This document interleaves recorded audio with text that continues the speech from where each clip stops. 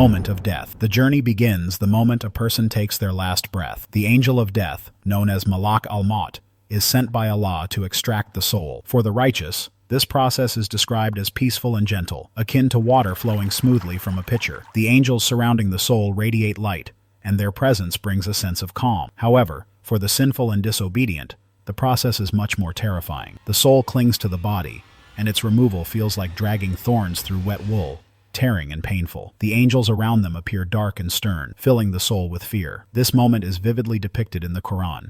If you could but see when the wrongdoers are in the overwhelming pangs of death while the angels extend their hands, saying, "Discharge your souls. Today you will be awarded the punishment of extreme humiliation for what you used to say against Allah without right, and that you were, toward his verses, being arrogant." The soul's journey to the heavens. Once the soul is separated from the body, it is immediately taken on a journey to the heavens.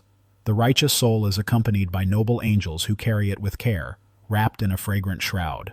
As they ascend, the gates of each heaven are opened for them, and the angels at each level greet the soul warmly.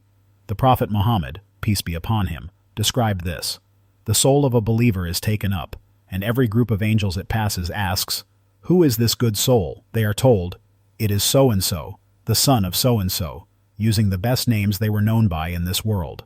The sinful soul faces a stark contrast.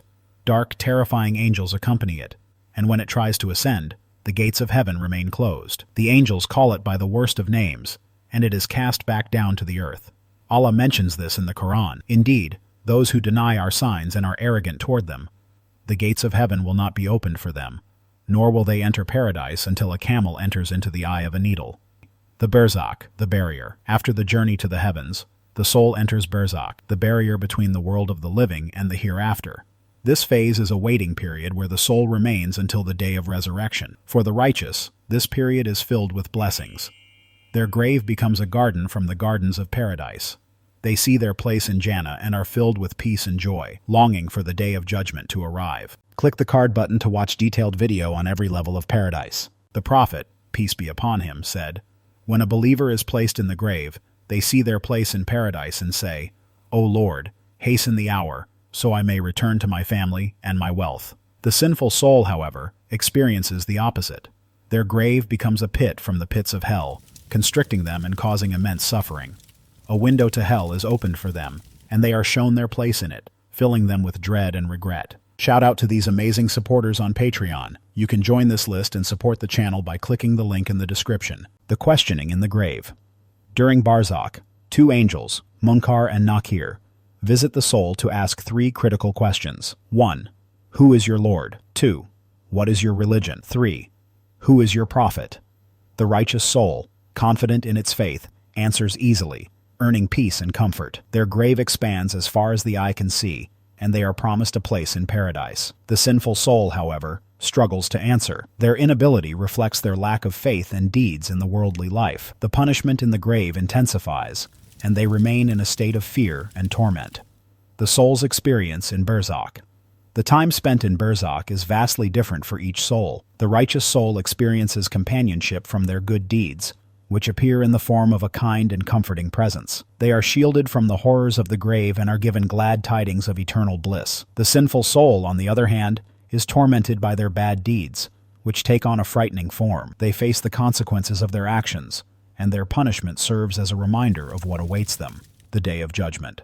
The waiting period in Barzakh ends with the blowing of the trumpet, signaling the day of resurrection. All souls are reunited with their bodies, and they rise from their graves to stand before Allah. This is a day of ultimate accountability, where every deed, word, and intention is brought to light. The righteous are rewarded for their faith and perseverance, crossing the Sirat, a bridge over hellfire, swiftly and safely, to enter paradise. For the sinful, the day of judgment is filled with fear and regret. They struggle to cross the Sirat, and many fall into the depths of hell due to their disobedience. Allah reminds us of this in the Quran. So whoever does an atom's weight of good will see it, and whoever does an atom's weight of evil will see it. The Eternal Abode. The soul's journey ends with its eternal destination. For the believers, paradise is a reward beyond imagination, filled with eternal joy, peace, and the pleasure of seeing their Lord. The sinful, unless forgiven by Allah, face the consequences of their actions in hell. However, Allah's mercy is vast, and even the most sinful believers may eventually be granted entry into paradise after serving their punishment. The journey of the soul is a profound reminder of life's purpose and the importance of preparing for the hereafter. If you found this explanation thought-provoking and want to explore more topics like this, let us know in the comments. Don't forget to like, share, and subscribe for more insightful content.